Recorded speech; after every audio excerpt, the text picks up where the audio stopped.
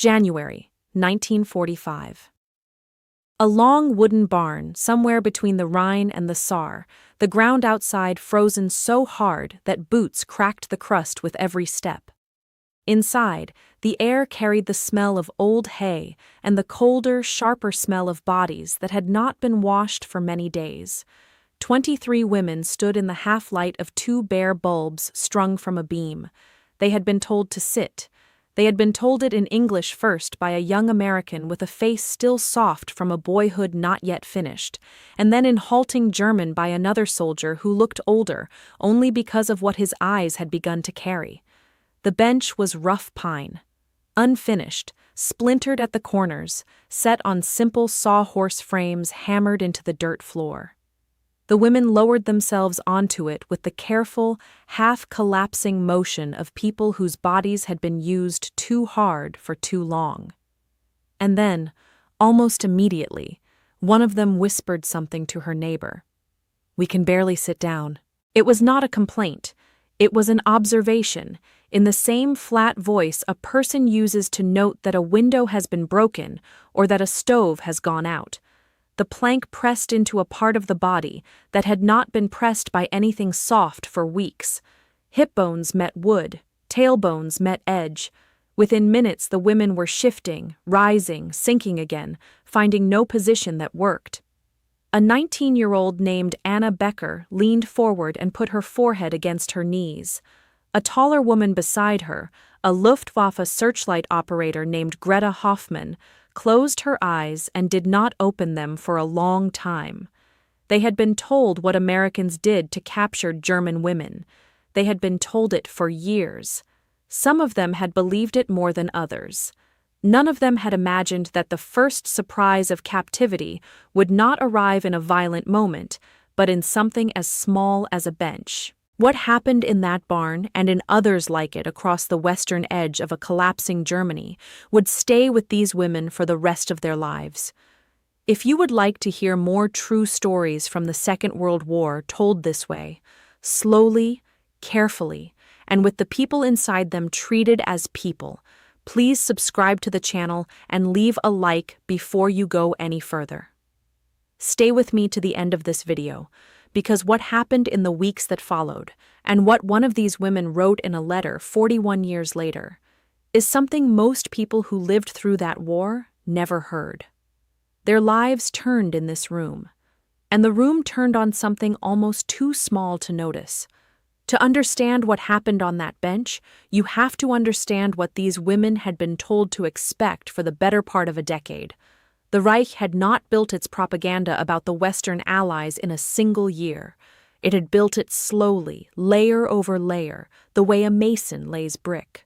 By the time Greta Hoffmann was old enough to listen to the radio in her parents' apartment in Düsseldorf, the Americans had already been recast in 1,000 small ways. They were undisciplined cowboys. They were a mongrel army of men who had no proper military culture, no real officers, no code of honor. They were drunk most of the time and dangerous all of it. And what they did to women, especially German women, especially Aryan women, was something the official radio voices spoke of obliquely and the unofficial whispers spoke of in full. This was the world Greta had grown up in. She was 22 years old when she put on the gray uniform of the Luftwaffe Helferinnen, the auxiliary corps of female assistants that by the last year of the war had grown to more than 130,000 women. Officially, she was not a combatant. Officially, she operated equipment, kept books, ran cables, manned switchboards. Unofficially, by the winter of 1944, the distinction had stopped meaning anything at all. She had been pulled from the searchlight battery near Cologne when the Americans pushed across the Roer, and after that, the order of her days had become indistinguishable from the order of any soldier's days. March. Wait. March again. Sleep where you could. Eat what was given. Watch the men around her grow younger and younger as the call-ups widened.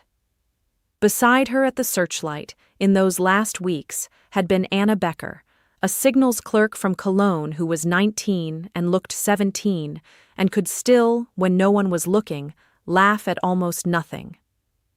There had been Margarete Linden, 24, a former radio operator out of Munich who had been transferred to the Western units after her brother was killed in the East. And there had been Frieda Wagner, 31, a trained nurse from a small town outside Kassel, who carried herself like the older sister no one in the unit had asked for, but everyone had needed. The four of them had moved together for the last 3 weeks of the war they still believed was a war. By the time they reached the holding compound between the Rhine and the Saar, they had not slept properly in 9 days.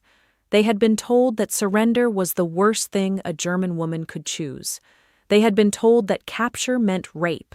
They had been told that the Americans treated their women prisoners as livestock, that the British starved theirs, that the French were the worst of all. By 1944, more than 400,000 German prisoners of war would be held in the United States alone, and a smaller but rapidly growing number of women would be among those captured in the European theater by the war's end. None of those numbers were available to Greta or Anna or Margarete or Frieda. They had only the warnings. Warnings issued from radios, from officers, from older women in the auxiliary corps who had repeated what they had heard until the repetition itself had become a kind of truth. They had been told what would happen. But what would happen was not that. And the first time they understood that what they had been told was not coming, they were sitting on a wooden bench in a barn, complaining quietly to one another about the bench. The journey to that barn had not been kind. 3 days before, in the last days of the Searchlight Battery's existence, the order had come to fall back. The order had been confused, then countermanded, then confused again. By the time the unit dissolved, the officers had vanished one by one in the directions that suited them, and the women had been left to make their own decisions about what came next. Frieda had been the one who said it out loud. Going east was no longer possible. Going south meant the mountains and the certainty of starvation. The only direction that remained was the one their own propaganda had warned them about: west, toward the Americans. They walked through villages that had been shelled the week before and were being shelled again. They walked past the bodies of horses that had died in their harnesses. They walked past a wagon overturned in a ditch, its contents, mattresses, and a sewing machine and a photograph in a broken frame, spread across the snow as though arranged by someone who had wanted to leave a message and then forgotten what the message was. Greta hid her unit insignia inside her glove. Anna threw her identification papers into a frozen pond and watched them sink. Margarete kept a small steel pistol in the lining of her coat for 2 days before she understood, on the 3rd day, that she was not going to use it for what she had taken it for, and threw it into a hedgerow without ceremony. They had heard from a retreating Wehrmacht corporal who had passed them on the road and would not stop walking even as he spoke, that there was an American forward position in the next valley. He had said it the way a man says the name of a disease he has just been diagnosed with. They had thanked him. He had not slowed. The actual moment of surrender, when it came, was so undramatic that none of the 4 women would ever afterward be able to describe it with any precision. There was no shout, no command. They came around a bend in a sunken farm lane, and there were 3 American soldiers standing beside a jeep. The Americans did not raise their weapons. One of them, a tall, ordinary-looking corporal with reddish hair and a face full of freckles that did not match the seriousness of his eyes, stepped forward and held up one open hand. He said in clear, slow English, "Put your hands where I can see them. You are safe now." It was the second sentence that broke something in Frieda's chest she had not known was holding. You are safe now. The grammar of it was wrong for what she had been taught to expect. The Americans were not supposed to say things like that. His name, she would learn later, was Corporal Henry Walsh. He was 24 years old, from a place called Scranton in Pennsylvania, the son of a coal mine carpenter who had taught him to plane wood when he was 9. He had been in Europe for 7 months and inside Germany itself for 6 weeks. He spoke no German beyond the words a man absorbs by being shouted at in another language for half a year. He did not smile at the women, because smiling at the moment of capture would have been an insult to what they were going through. He simply gestured at the jeep and at the open road behind it, and waited. The truck that came an hour later was an American deuce and a half, olive drab, the canvas back streaked with mud and frozen rain. The women climbed in and sat on the metal floor because the wooden benches inside the cab were already occupied by 2 other groups of prisoners, women from a different unit who said nothing and stared at the floor. The truck moved in a long, slow arc through countryside that none of them recognized anymore, through villages that had been German that morning and were not German now. The change so quiet that you might have missed it if you had not been paying attention to the flags and the signs and the absence of the things you were used to. After 2 hours, they arrived at the compound. The compound was barely a compound. It was a cluster of barns and outbuildings that had belonged before the war to a family that had run a small dairy operation.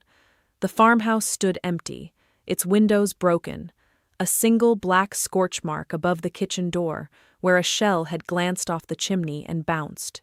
The American military police had set up the holding area in 3 of the outbuildings and stretched a canvas tarp over a 4th.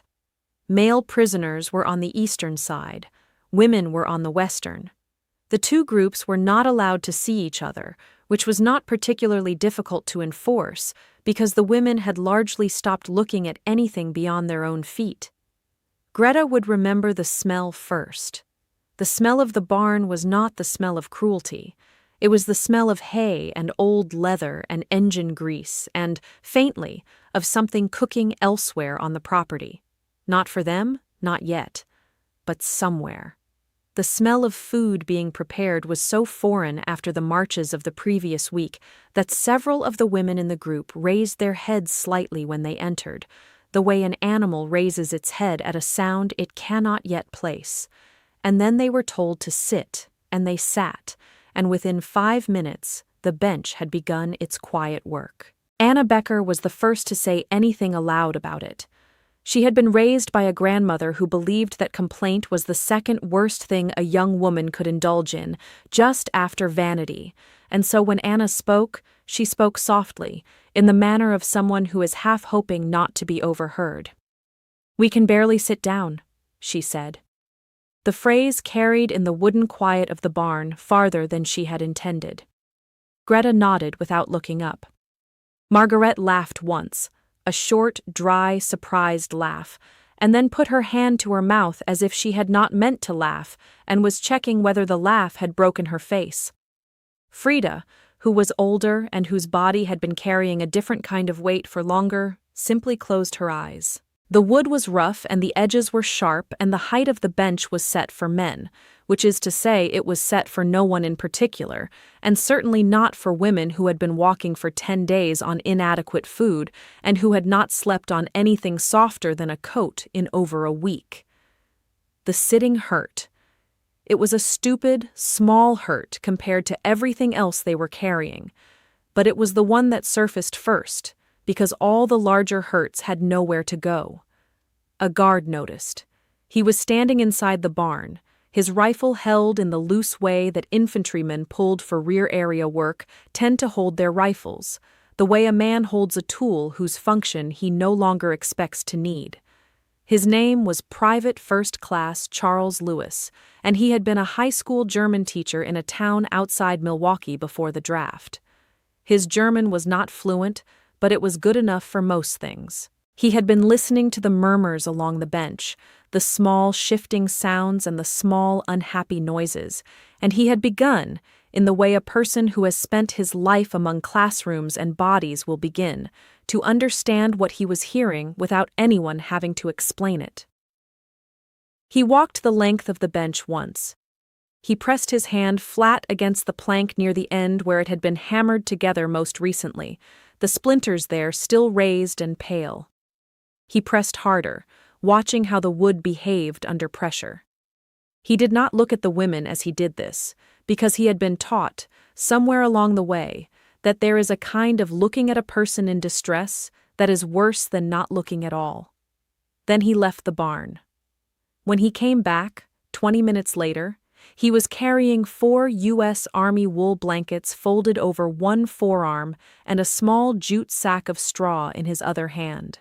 With him were 2 other soldiers, Corporal Walsh again, with that ordinary freckled face, and an older sergeant the women had not yet seen, a man named Thomas Reed, who must have been close to 40, and whose hair under the helmet was the gray of an animal that has been left out in the weather. The 3 men did not announce what they were doing. They simply began to do it. They unfolded the wool blankets and laid them along the length of the bench, doubling them over where there was extra, smoothing the edges down where the wool wanted to bunch. They pushed handfuls of straw into the open frame beneath the bench, packing it loosely so that the structure would not creak too badly under weight. Sergeant Reed, the older one, walked to the worst corner of the bench, where a long splinter had been raising itself like a small accusation, and pulled a folding tool from his jacket pocket. The tool had a small file edge. He spent perhaps 3 minutes working at the splinter, smoothing the wood, then ran his thumb along the place to test it. When he was satisfied, he stepped back. He did not look at the women. Private Lewis spoke once, in his slow, careful German, and said only one word: "Sitzen." Sit. He did not say please. He did not say it as a command either. He said it the way a man says a word that he is trying to make a question and a statement at the same time, leaving the decision to the people he is speaking to. The women looked at each other. None of them moved at first. Then Frieda, who was the oldest and who had been a nurse long enough to know that some kindnesses must be tested before they can be trusted, lowered herself slowly back down onto the bench. The wool gave under her. The plank no longer pressed into the bone the way it had pressed. The cold still rose from the floor.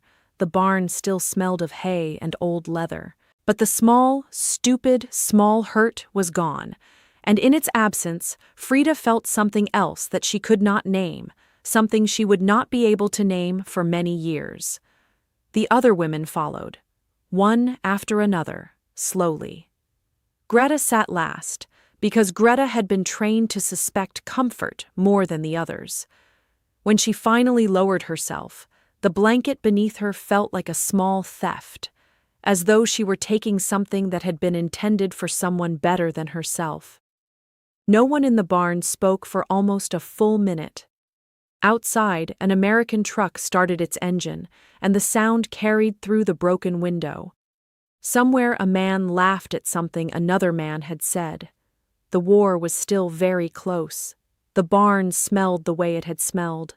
But the women on the bench had been reintroduced, against the entire weight of what they had been taught to believe, to the possibility that the bodies of their enemies' enemies could be considered. It was not the violence they remembered most clearly afterward. It was the absence of it. It was the way the absence had been filled. In the days that followed, the small kindnesses on the bench became a pattern of small kindnesses elsewhere.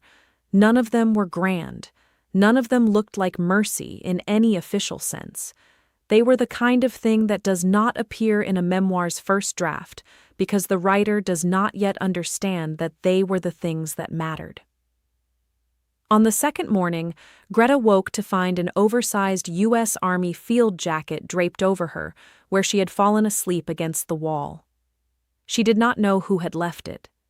She wore it for the rest of the time she was in that barn, the sleeves rolled up 4 times, the hem hanging nearly to her knees. The wool inside the jacket smelled faintly of tobacco and of a soap she did not recognize.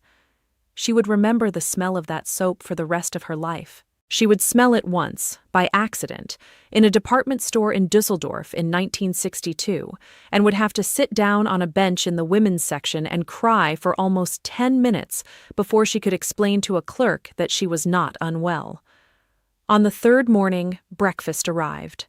Breakfast was a tin cup of coffee, which was not real coffee but a substitute made from chicory and burned grain, and a thick slice of dark bread spread with something that resembled jam. The coffee was hot. The bread was fresh. There was a small piece of cheese on the side of each ration that none of the women had expected.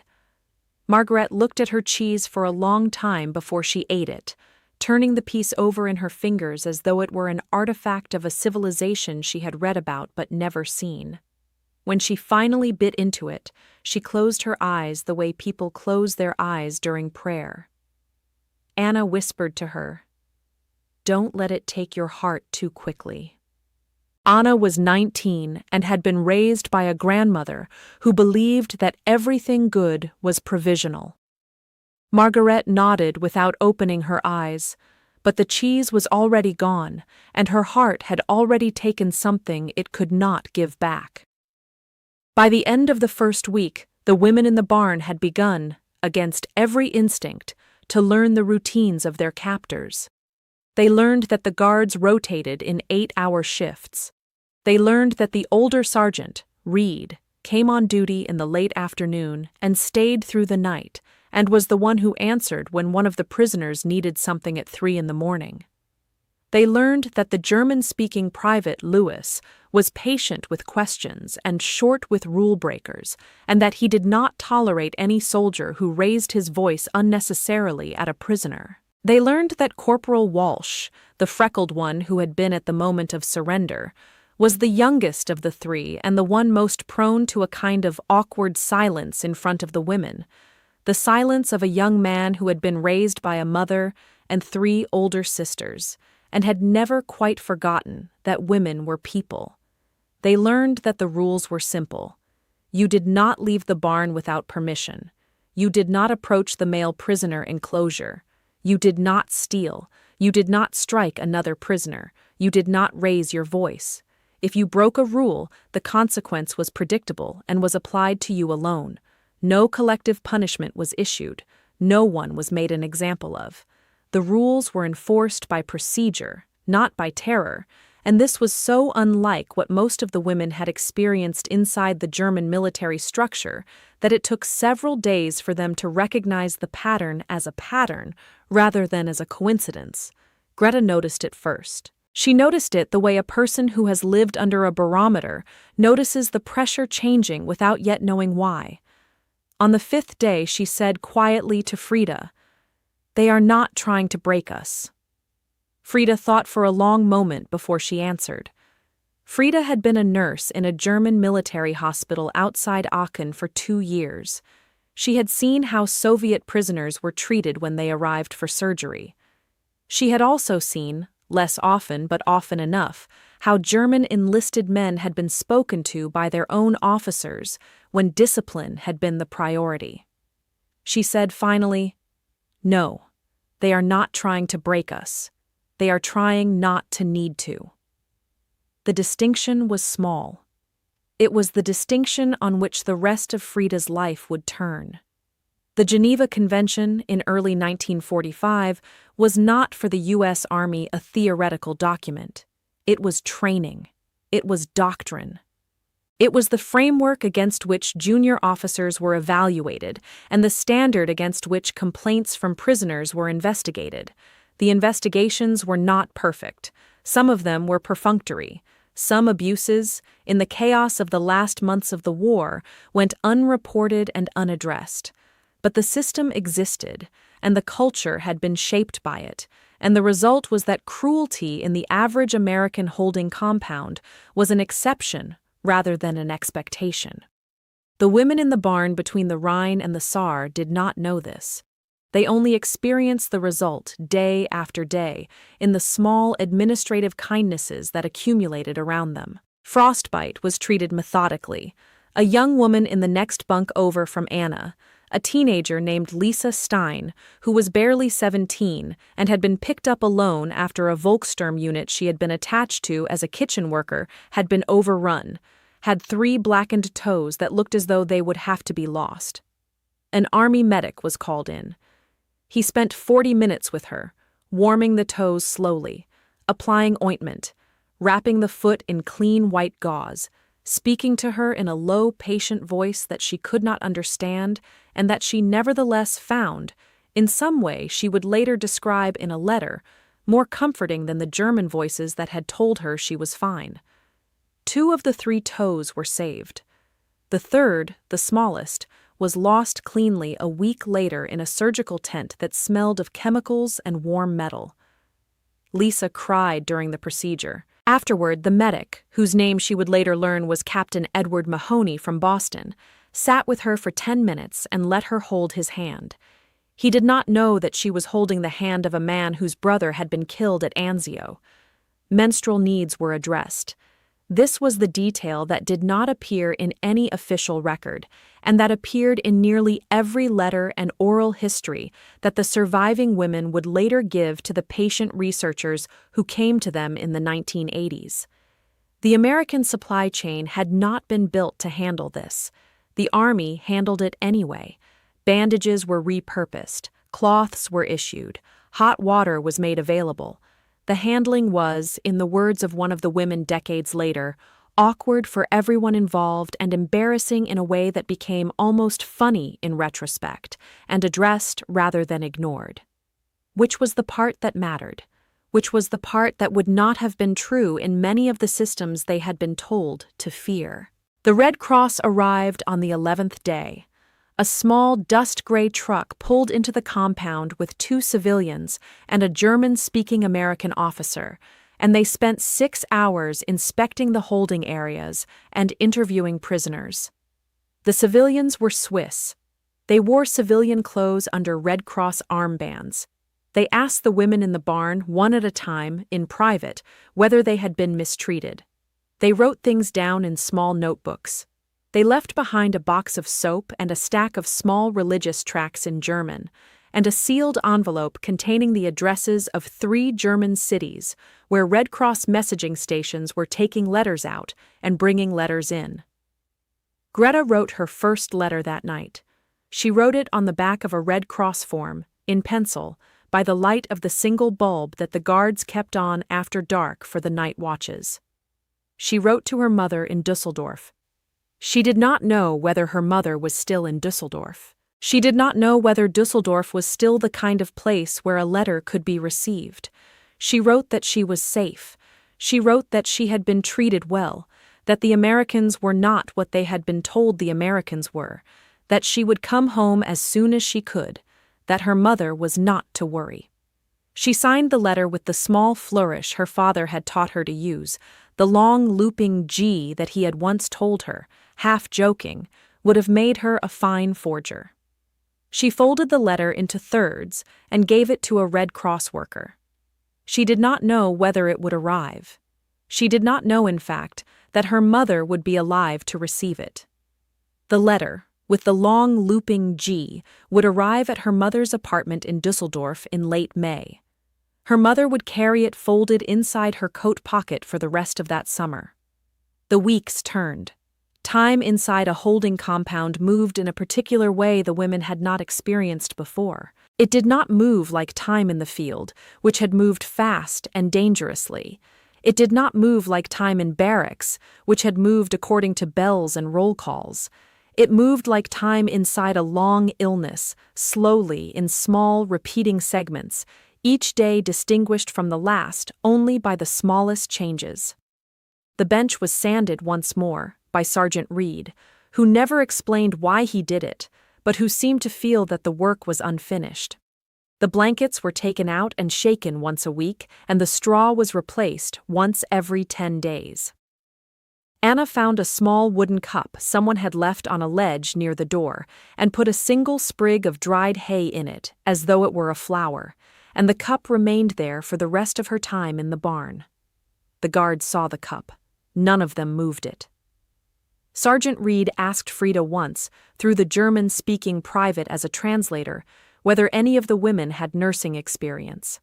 Frieda admitted that she did. After that, she was allowed, under supervision, to assist with minor medical issues in the women's barn, dressing small cuts, distributing aspirin, advising a young woman whose persistent cough had begun to worry the others.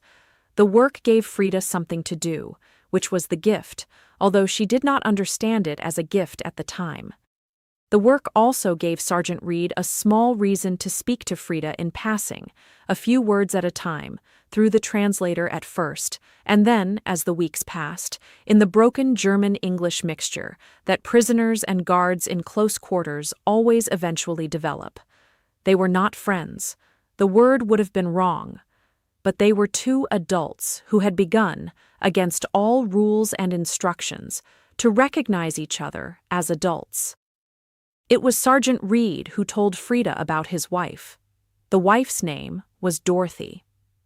Dorothy and Reed had a son who had been killed in Italy in late 1944 at a place called Monte Cassino. Reed mentioned this in passing on a Tuesday afternoon in mid-February while he was carrying a basket of clean cloths through the barn, and Frieda was rolling a bandage at the small wooden table the guards had set up for her.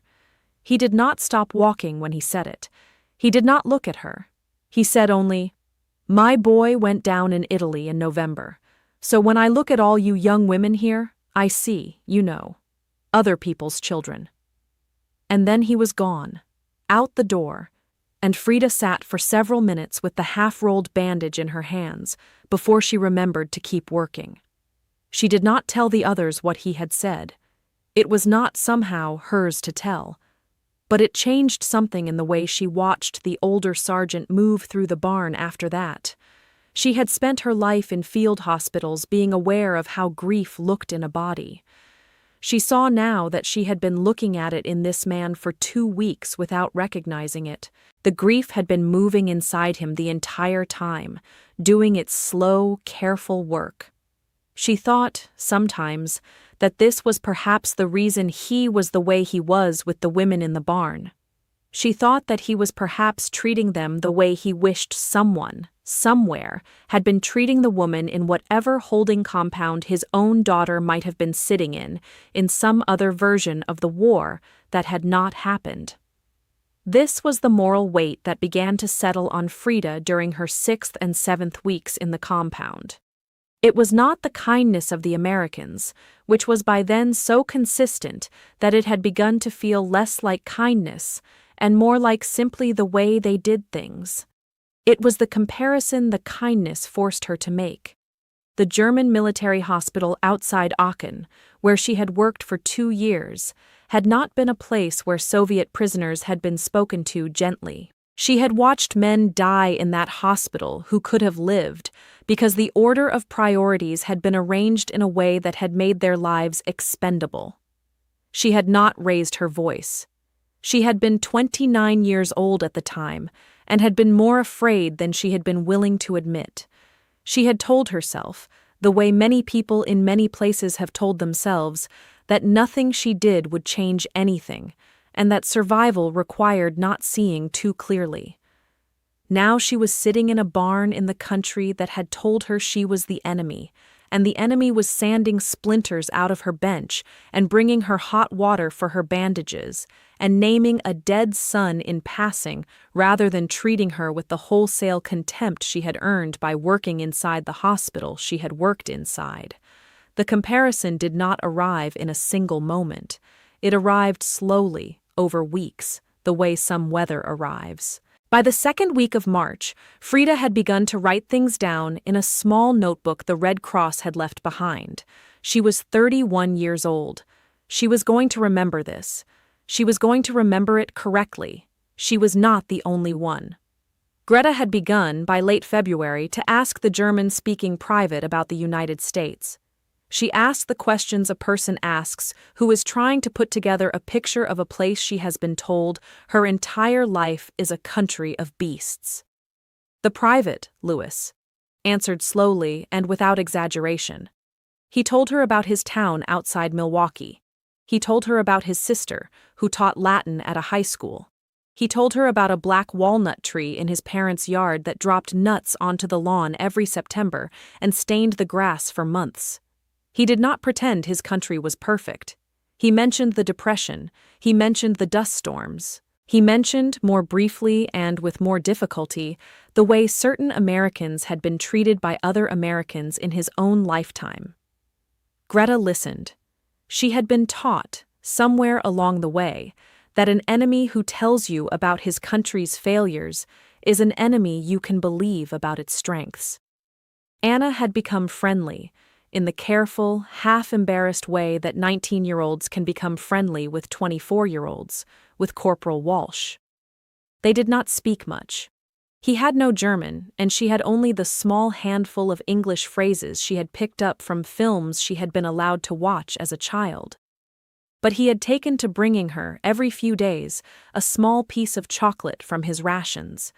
The chocolate was a square of Hershey's, hard and a little dry, with the bitter, almost soapy aftertaste that American military chocolate had been engineered to have so that it would not be devoured too quickly. Anna had never tasted American chocolate before. She thought at first that something was wrong with it. By the fourth piece, she had begun to like it. By the seventh piece, she had begun to look forward to the days Walsh would appear in the doorway and gesture, almost shyly, for her to step outside for a moment. He never touched her. He never said anything inappropriate, which was perhaps the most striking thing of all, given how she had been told to expect to be touched and to be spoken to. He simply gave her the chocolate, watched her take a bite of it, and then left. The whole exchange usually lasted under a minute. Anna would, 52 years later, sitting at a kitchen table in a small flat in Cologne, describe these exchanges to her granddaughter and find that she could not finish her sentences without stopping to drink water. Small rituals had begun to form inside the barn by the end of the second week. They were not the rituals of the Reich, which had been all bells and salutes and the small enforced uniformities of public life. They were the rituals of a small kitchen, or of a sick room, or of a long convalescence. Each morning, Frieda would walk the length of the barn and check on each woman in turn, the way she had once moved through a hospital ward. She would press her fingers gently to a forehead, look into a mouth, count breaths against the second hand of the small watch she had kept hidden in the lining of her coat for the entire march west. The watch had stopped working in mid-January. She had kept it anyway. She had begun, by mid-February, to wind it again, although it still did not run. The act of winding it had become her version of prayer. Margarete had begun to braid Lisa Stein's hair every other morning. The braiding took 15 minutes. Lisa, who had lost a toe and a brother and a great deal else, and who at 17 was younger than any of them had been when the war began, would sit on the bench with her eyes closed and let the older woman work. Greta had begun, almost without noticing it, to count the loaves of bread that came into the barn each day, and to redistribute the larger pieces toward whoever looked the most tired that morning. None of these things had been organized. None of them had been decided in conversation. They had simply emerged, the way a path emerges in a meadow that has been walked across enough times in roughly the same direction. Lisa Stein, in particular, became the small daughter of the barn. She had not asked to be that. She had arrived alone and had spoken to almost no one for the first 3 days, and when she did speak, it was in a thin, polite voice that belonged to a child raised by a strict grandmother in a small village near the Czech border. The other women had taken her in by a kind of silent agreement. Frieda had nursed her foot. Margarete had braided her hair. Anna had given her, once when no one else was looking, half of a piece of Hershey's chocolate that Corporal Walsh had not realized would be redistributed. Lisa had cried at the chocolate, not because it tasted good, but because she had not been given a small kindness that was not also a transaction in so long that she had forgotten how to receive one. After that, she stopped being silent. By the end of February, she would talk, sometimes, in the late evening, about the brother she had lost on the Eastern Front, and the grandmother who had raised her, and the small dog she had left tied to a fence outside her grandmother's house when the village had been ordered evacuated. She did not know what had happened to the dog. None of them did. They did not pretend to. but they listened to her describe the dog, which had been a black and white mongrel with one ear that did not stand up properly, the way you listen to a child describe something that has been lost and that the child needs you to remember on her behalf. The German military, Frieda found herself thinking on the night Lisa first spoke about the dog, would not have listened to this child describe a dog. The German military had not, in her experience, had room for that kind of listening.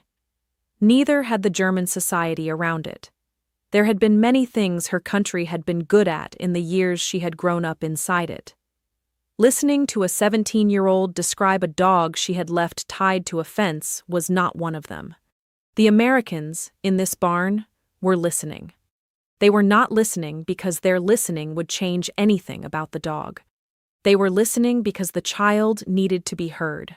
The distinction, Frieda wrote that night in her notebook, was the entire distinction. The whole war, in some sense, had been built on the difference between countries that listened to children and countries that did not. The hardest moment came in the first week of March.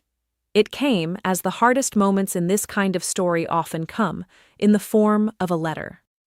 The Red Cross had begun, by then, to bring letters into the compound, as well as taking them out. The system was imperfect. Many letters did not arrive. Many arrived weeks after they had been written. But some arrived. And on the morning of March 7th, 3 letters arrived for women in the barn. One of them was for Margarete Linden. Margarete read the letter standing up, near the broken window where the light was best. She read it once quickly and then again, slowly. She did not cry. She folded the letter carefully and put it inside the pocket of the oversized field jacket that had been hers for almost 6 weeks by then. She walked to the bench where Greta and Anna and Frieda were sitting, eating their afternoon bread, and she sat down beside them. She did not eat. The letter was from her aunt in a small town outside Stuttgart. Her aunt was writing to tell her that the family apartment building in Munich, where her mother and her younger sister had been living, had been struck during the bombing raid of February 25th. Her mother had been killed. Her sister, who was 12, had been pulled alive from the rubble 2 days later and had been taken in by a neighbor whose own children had been evacuated to the countryside. The sister was, the aunt wrote, mostly all right. Mostly. The word in German had been the one her aunt had chosen, and Margarete sat on the bench for a long time trying to decide what that word meant. Frieda put her hand on Margarete's hand. Margarete did not move. The bread on the bench in front of her grew cold. Greta said finally, "We will share the bread," and divided her own portion in half and pushed half of it gently toward Margarete. Margarete did not eat. Anna said nothing. Anna's mother had been alive when she had last seen her in Cologne, and Anna knew, with a knowledge she did not yet know how to carry, that her mother might not still be alive now, and that this letter Margarete was holding might just as easily have been a letter for her. They all knew it. None of them said it. The strangeness of the moment, in the days that followed, was what Margarete would describe later. She was being kept warm by the army that had killed her mother. The American bombers that had flattened the apartment building had taken off from runways that the same logistical chain feeding her bread had built. She was, in some sense, an object of 2 contradictory mercies. She was being preserved by the same hand that had destroyed what she had been trying to come home to. The contradiction did not have a moral solution. It only had a moral weight. The weight settled into her, and she carried it from that afternoon forward. And she would write later, in 1973, in a magazine essay that was published in a small Bavarian journal and then mostly forgotten, that this was the moment she understood what it meant to survive a war. To survive a war was to be, for the rest of your life, 2 people. The one who had been preserved and the one who had lost the thing for which preservation might have mattered. Sergeant Reed came to the barn that evening when he heard about the letter. He came alone. He brought a small bottle of something amber, which Margarete did not initially recognize, and which turned out to be a thin, sweet wine that someone in the American supply chain had captured from a French farmhouse, and that had ended up, by routes no one ever quite explained, in Sergeant Reed's footlocker. He poured a small measure into a tin cup. He pushed the cup across the table toward Margarete. He said in his slow, careful English, with the translator standing patiently behind him, "Don't let it take your heart too. There's still good days coming. Don't let it take your heart too." He did not stay. He left the bottle. The women drank the wine together that night, the four of them and Lisa Stein, slowly, the way you drink something that has been given to you in a sacrament rather than at a table. None of them got drunk. The wine was not strong enough for that. But they slept, that night, in a way they had not slept in weeks. And in the morning the bench did not hurt. Or rather, the bench hurt the same as it had hurt the night before, but the hurt had become something they could carry. The end of the war, when it came, did not arrive in the barn. It arrived in the gradual loosening of routines. By late April, the male prisoner enclosure had been emptied and the men had been moved to a larger facility further west. By the first week of May, the women had been told that they too would be transferred. The transfer was orderly. They were given clean clothes, a meal, and a numbered identification card. Sergeant Reed was not on duty the morning they left.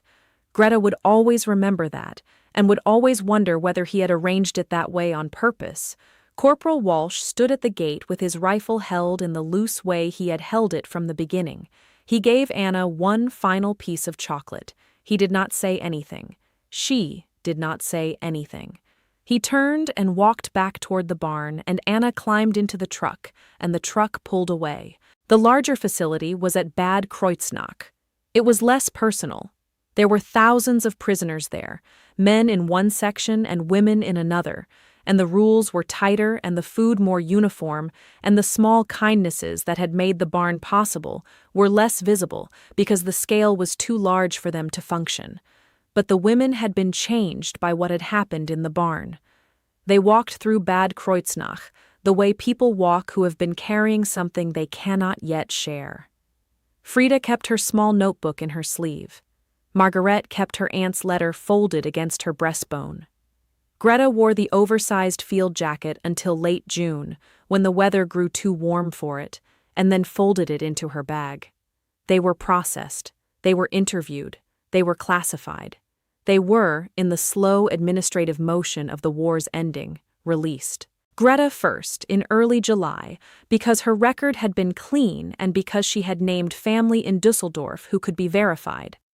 Anna shortly after, Frieda in late August, Margarete last in October because of paperwork issues with her unit's records that took several months to resolve.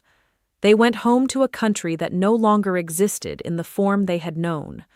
Greta walked into a Dusseldorf in which the apartment building she had grown up in was a rubble field with the staircase still standing. Her mother had survived. Her father had not. Her mother held her in the kitchen of the small cousin's apartment where she had been staying since February and did not let go for a long time, and asked her, finally, "Did they hurt you?" Greta thought for a long time about how to answer this. She said finally, "No, Mama. They did not hurt me. They were not what we were told." Her mother did not believe her at first. Greta could see this in her mother's face. The truth had to be brought into her mother in installments, over the rest of the year, as Greta described in small fragments the bench, the blankets, the corporal who had said, "You are safe now," the sergeant who had sanded the splinter, the chocolate, the wine.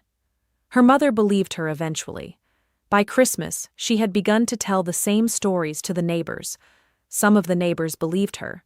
Some of them did not. Some of the ones who did not had reasons of their own.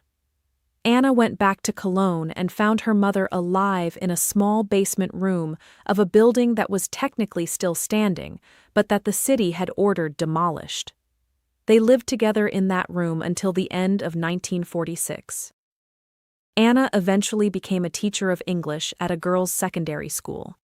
She kept a piece of Hershey's chocolate, the original wrapper carefully preserved, inside a small wooden box on her desk for the next 54 years. The chocolate itself had long since hardened into a single brown lump, inedible by any reasonable measure, but Anna would not throw it away. When her granddaughter found the box after her death in 2003 and asked what the chocolate was, no one in the family was entirely sure how to explain it. Frieda Wagner went back to her town outside Kassel and found her younger brother alive and her parents dead. She trained as a midwife. She married a man who had been a Wehrmacht corporal and who had spent 20 months in an American camp in Texas, and who, like her, did not say much about it. They were married for 41 years. They had 2 daughters. Frieda kept her small Red Cross notebook in a drawer of her desk for the rest of her life. She wrote in it sometimes, in the years that followed, when something reminded her. She did not show it to her husband. She did not show it to her daughters. She had not yet decided what it was for. Margarete Linden's 12-year-old sister grew up and became a kindergarten teacher. Margarete herself did not marry. She moved to Munich after the war and worked as a translator for an American firm that had opened an office there, and later for the West German Foreign Ministry, and later still as a freelance writer. She wrote occasionally about the war, but never directly about the barn, until 1973, when she published the essay in the small Bavarian journal that almost no one read. The essay was titled, in German, "The Two of Me." It described what she had begun to understand on the bench. It received 3 letters. One of the letters was from an old woman in Hamburg who had been a Red Cross worker in 1945. The other 2 were from men who had been American soldiers and who had read the essay because their German wives, married after the war, had been given copies. The men's letters were similar to each other. They both said that they were glad someone had finally said it. In 1986, a young American researcher named Helen Richards, then completing a doctoral dissertation at the University of Wisconsin on the treatment of female prisoners in the European Theater of Operations, traveled to West Germany for the first time. She spent 18 months interviewing surviving women. She found eventually all 4 of the women from the barn.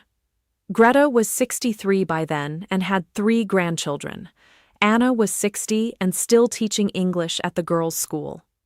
Frieda was 72, recently widowed, and at first reluctant to speak. Margarete was 65 and had been waiting, in some sense she could not have articulated, for someone to ask. Richard's interviews were difficult, especially in the beginning. Frieda canceled the first scheduled meeting and then canceled the second. She finally agreed to a third on the condition that they would speak in her kitchen rather than in any official setting, and that there would be coffee on the table the whole time, real coffee, and that they would stop whenever she said stop. Richards agreed. They spoke for 6 hours that first afternoon. They spoke through the next 4 afternoons. By the end of the second week, Frieda had brought out the notebook from the drawer of her desk and put it on the kitchen table between them, and had said only, "I have been keeping this for a long time. I think it was for you." Richards would later say in a 2004 interview that the notebook was the most extraordinary primary source she had ever held in her hands. It was small, it was pencil. It was written in the cramped square handwriting of a woman who had been taught to take notes in a field hospital. It contained the names of every guard at the barn, in the order they had appeared on duty. It contained the dates the blankets had been added and the morning the field jacket had appeared over Greta. It contained, on the last filled page, written in late March 1945 and dated, the sentence about being seen. Greta's interviews were easier. She had been telling the story for 40 years by then, in small pieces, to her children and her grandchildren. Anna's interviews were the longest. Anna kept thinking of small things she had not thought of in decades. The way Corporal Walsh had cleared his throat before he spoke. The exact pattern of mud splatter on the side of the Jeep that first day. The way the chicory coffee had smelled. Margaret's interviews were the shortest. Margarete had said most of what she had to say in her 1973 essay. She gave Richards an hour and a half, answered every question carefully and quietly, and at the end of the conversation, handed Richards an envelope that contained her aunt's letter from March of 1945, the one about her mother. The letter had been folded in half so many times that the paper had begun to wear through along the fold lines. Margarete told Richards she could photograph the letter if she wished. She would like the original back, please. Richards published a book in 1991, drawn largely from this material, that was admired in academic circles and almost entirely ignored by the general public. The book quoted, in its closing pages, a letter Frieda had written to Richards in March of 1986, 2 months after their first interview. The letter said, in part, what is reproduced here in the translation Richards herself made and approved. You ask me what I want people to know. I have thought about this for many weeks. I want them to know that the Americans who held us did not have to do what they did. I want them to know that there was no law that compelled the sergeant to sand the bench. There was no order that required the corporal to give Anna a piece of chocolate. There was no regulation that brought hot water for our cloths. These were the choices of individual men, made in a war where the easier choices would have been other choices, and where the easier choices would not have been punished. We had been told our whole lives that Americans were animals. We discovered in a small barn between the Rhine and the Saar that they were people. The discovery was the most important one of my life. I am writing this in 1986. I am 72 years old. I am still trying to understand what it meant that we, on our side, had not made the same choices. Helen Richards is now a retired professor. Her book remains in print in a small academic edition. The bench, of course, did not survive. The barn was torn down in 1953 to make room for a new farm structure that itself was demolished in the 1990s when the property changed hands. There is no marker at the site. There is no museum. The story exists only in Richards' book, in Margarete's 1973 essay, in Anna's box of chocolate, in Frieda's notebook, and in the small handful of letters and oral histories that have, by accident and by patience, survived. What survived in the women themselves was harder to name. It was not gratitude exactly. Gratitude would have been too simple. It was not forgiveness either, because there had been nothing personal to forgive.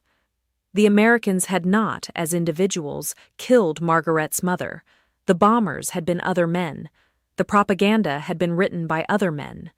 The war had been larger than any of the people inside the barn that winter. What survived was something quieter than gratitude and harder than forgiveness. It was the knowledge that the worst thing they had been told to expect had not happened, and that the absence of the worst thing had been filled, instead, by the small, concrete attention of people they had been taught to hate. There is a sentence in Frieda Wagner's notebook, written in March of 1945 in pencil, in the barn between the Rhine and the Saar, that has been quoted in 3 subsequent books, and that her older daughter eventually had translated and engraved on a small wooden plaque that hung in her kitchen until she herself died in 2019. The sentence is short. In German, it is even shorter than in English. It reads simply, "They saw us." That was the gift. Not the blankets, not the chocolate, not the wine the sergeant left on the table the night the letter from Stuttgart arrived. Those were the proofs of the gift, but they were not the gift itself. The gift was the seeing. The decision, made over and over by individual men in the smallest possible motions, to notice that the women on the bench were women, and that the bench hurt, and that the hurt could be addressed. Authority had turned out to be something other than fear with a uniform on, and the women on the bench had been taught the lesson of their lives. It does not belong in the footnotes of a war that killed 60 million people. It belongs in the record of how human beings choose to behave when the structures they have been handed are giving out, and when the easier choices would have gone unpunished, and when the only thing that compels the harder choice is something inside the person making it, whatever name we want to give to that thing. Maybe freedom begins not with a flag or a treaty or a declaration. Maybe it begins with someone walking up to a rough bench in a cold barn, taking out a small file from his jacket pocket, and deciding that the splinter is going to come out. If this story is the kind of story you want to keep hearing, please subscribe to the channel and leave a like before you go. It helps these moments find the people who are looking for them. And in the comments, I would like to hear from you. If you were one of the women on that bench or one of the soldiers in that barn, what is the one small thing you would have wanted to be remembered for? Tell me what you would have wanted them to see.